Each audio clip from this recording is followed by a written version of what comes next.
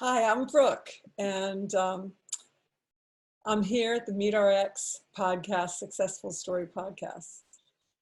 And today, I'm happy to be here with Chandler, who's going to share his success on the carnivore diet and how it has helped him.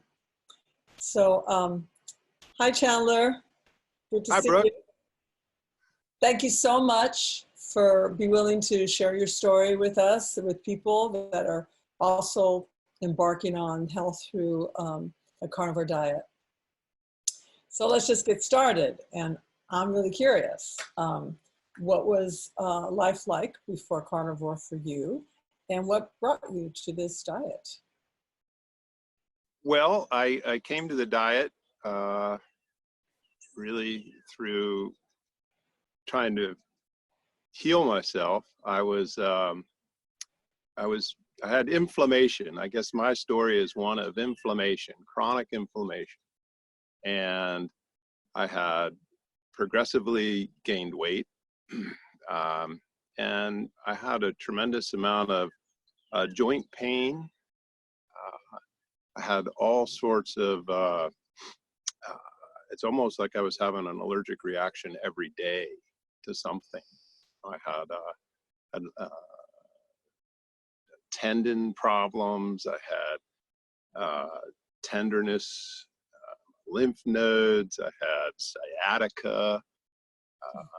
And then really what took me to the looking for a way to heal myself was I developed arthritis, which is not very common. And it's temporal arthritis, and it's where your arteries become inflamed. And it's very painful. And so I had gone through the steps with the doctors and the tests, and I wasted a lot of time there. And I finally got onto the notion that diet is going to be key. And I didn't know why, really. And I found the low carb community. I found the sort of a OMAD type. So I really restricted my eating. I cut out all sugars, which was quite a withdrawal. I didn't understand how addicted I was to the carbohydrates at the time, but I was norm at the pizza place. I could walk into the pizza place and they would, my beer and my pizza would be in front of me before, I sat down just about. But I cut all that out and, slowly got better. I lost about 65 pounds. And as I went on low carb, I found it easier to cut out other things. And I would say I'm about a 90% carnivore now. And it's just been a progression over about 2 years. So you started sort of kind of slowly then, slowly just improved and slowly eliminated more things? Yeah, that's pretty much how it worked. I had such success. I actually went out to low carb Denver in 2019, and I saw Sean Baker there. And that was the first I'd heard of an actual carnivore movement. They had just had the Carnivore Con a day or two before in Boulder. I did not go to that. But, it was a bit of a foreign concept to me. I was brought up, I'm 57, right at, the food guidelines came out. My family was super low fat family. They, carbs were it. I didn't, this is completely opposite, we weren't supposed to eat a lot of red meat, do all that. And, they just, it took a while, but I figured out they just got it wrong, and this made so much sense. And so, I mix it up pretty well with regard to my diet now. Mostly red meat. We do a little smoked pork shoulder on the smoker in the driveway. We eat a little chicken breast now and then. My go-to, really, believe it or not, was sardines. I don't know why. I love sardines, but I always have. So I went out and bought a case of sardines, and I eat those every day for lunch, just about. So Do you put lemon on your sardines? I do use a little Old Bay seasoning. Uh-huh. So that's sort of a, I guess, guilty pleasure. Nice. And I haven't had any, I do season food. I do use lemon, I use pepper, I mustard I like, and a little hot sauce on my eggs. But So I'm curious, when you were already doing low carb, and then you went to low carb Denver, and you heard Sean talk, or and the concept of carnivore diet, you heard that, and then is that when you started to leave plants behind, or many well, plants behind? yeah, I found it easier to leave them behind, and it really wasn't a conscious decision. It just sort of evolved that way. And I'll still have a little side salad from now and then if I feel like one, or I'll have a couple string beans as well, to go along with my steak or whatever it is. But it's certainly a very minor component. I do like mushrooms, but they're sort of an in-betweener, you know. They're not really a plant. I think they make them taste better. The steaks taste better. So it just sort of, my wife still likes to eat some Brussels sprouts and still likes to eat some squash. So from a social point of view and a practical point of view, they might be on my plate, but really it's like last night for dinner, I had 2 very large cheeseburgers and a very small side salad. That's not uncommon, and some nights it's just the cheeseburgers or the chicken breast. Yes. So I'm curious then, with the inflammation, and it sounded like there was a lot of inflammation and pain that you were in. Did that slowly go away, or was that kind of a sudden thing? It was almost a dramatic reversal. I had been through a couple courses of steroids to tamp it down, and that worked, but it also comes along with the weight gain. But I got to tell you, if you suffer from that condition, it's pretty terrible. I had a headache for 8 months that never broke. The name of that condition again, it's called temporal arteritis. And it's all the arteries in the body are inflamed, or? Yeah, it's an autoimmune condition. They don't really know why it happens. It's much more common in middle-aged women. And so when I go to the doctor and I present with these symptoms, it's so dismissive. Can't possibly be what's wrong with you. And I'm like, okay, I'll jump through all your hoops and try to figure it out. Well, there's a lot of shoulder shrugging and I don't know. And after I've been to the cardiologist, the neurologist, I had eye involvement in this. I've been through the optometrist. And my guy was still not willing to,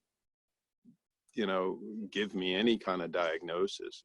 Changed doctors, went to I guess you call them holistic MD.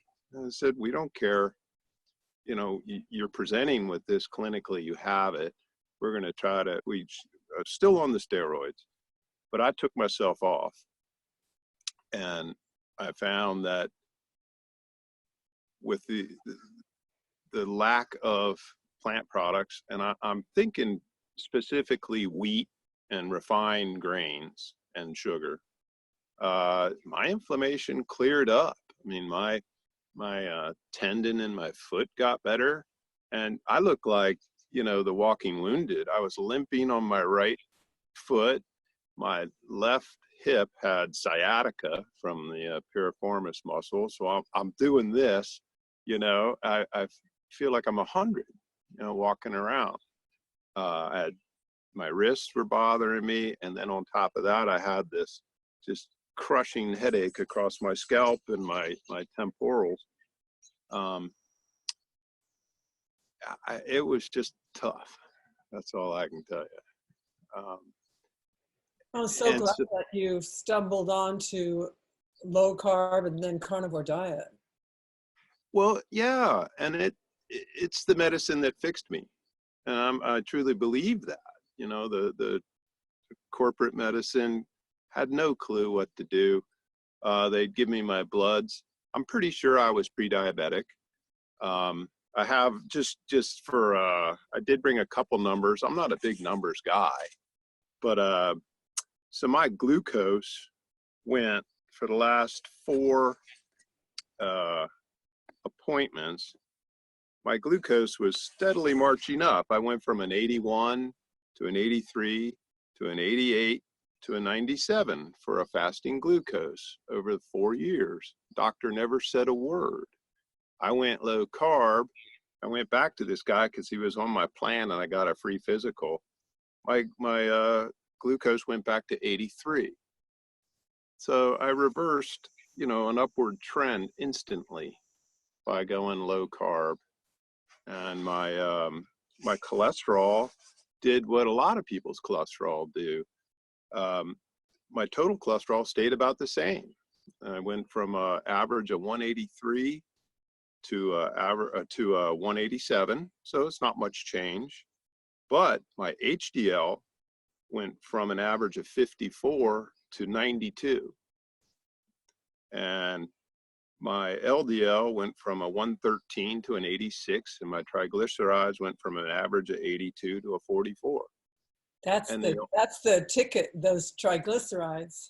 right, went way down. And the only thing this guy said to me on my way out was, "Hey, would you just tell everybody in the waiting room what you did?"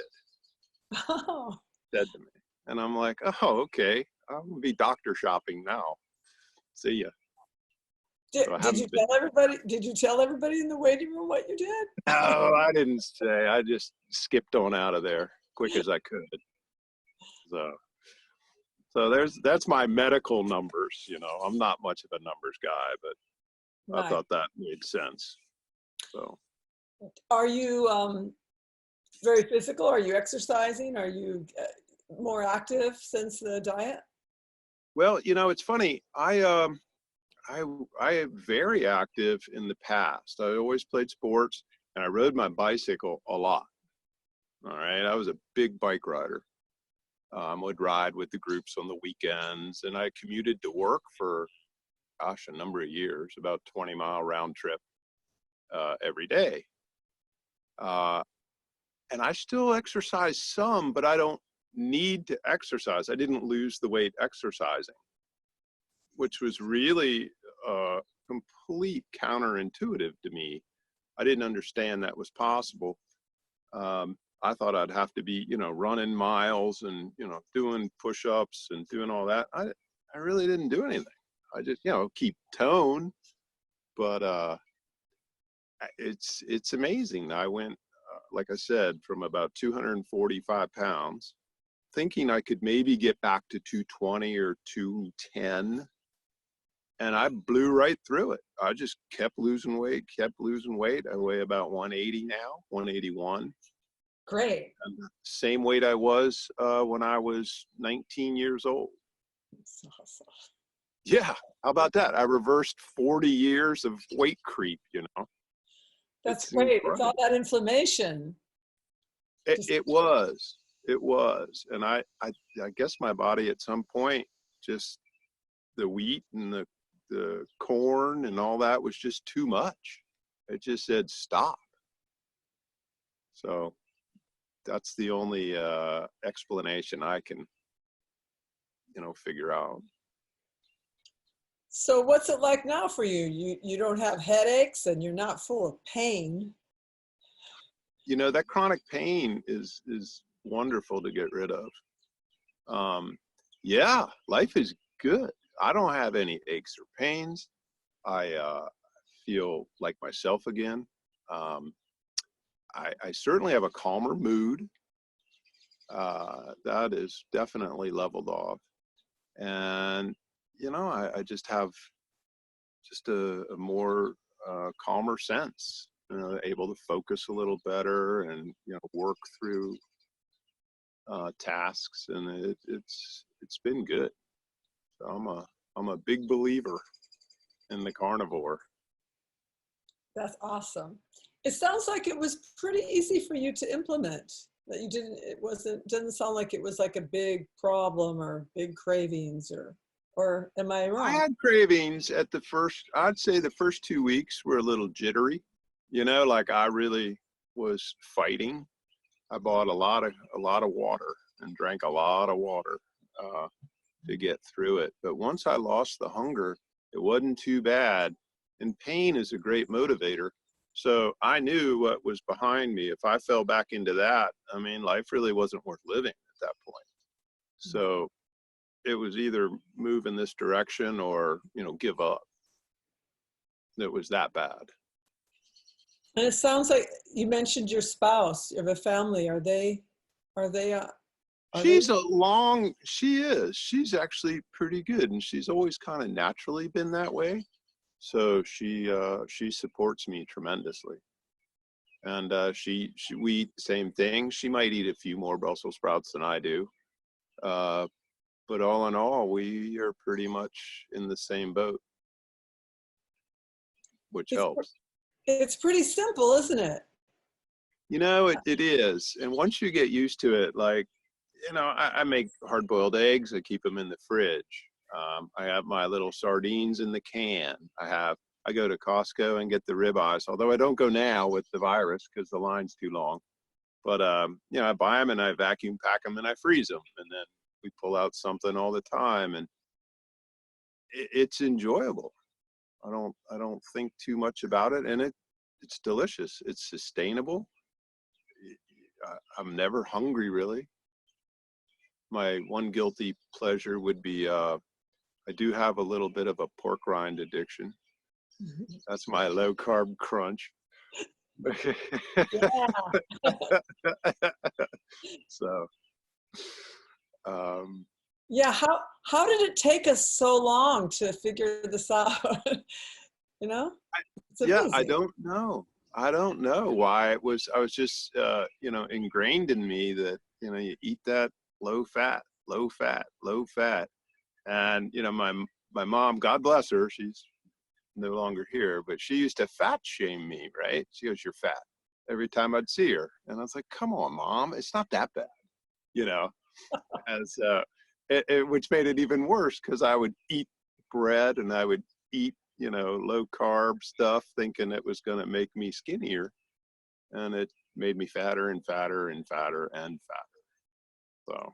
And in pain. And in pain. That pain thing, that was unexpected. Yeah. And I can understand where people with dietary restrictions, if they have a gluten problem or anything along those lines, that's a real condition. I'm very empathetic to that. Yeah, I mean, there was pain, and who knows what else you might have been creating in your body for down the line. I did go get my calcium score, and it was a 0. So I was very happy about that. Yeah. Might have caught it early enough, so nothing like that was, part of the equation. Yeah. Well, that sounds like a great success. It has been, and it's not crazy exciting, but for me, it's been a 180-degree life change. Yeah. And it's just what I see going forward.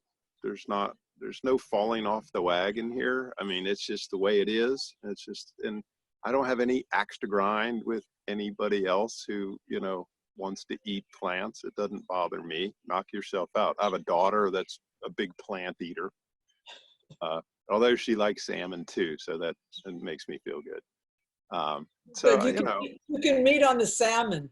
Yeah, we meet on the salmon, and she rolls her eyes, but one day she'll figure it out, And my son, he saw what I was doing, and he lost 50 pounds.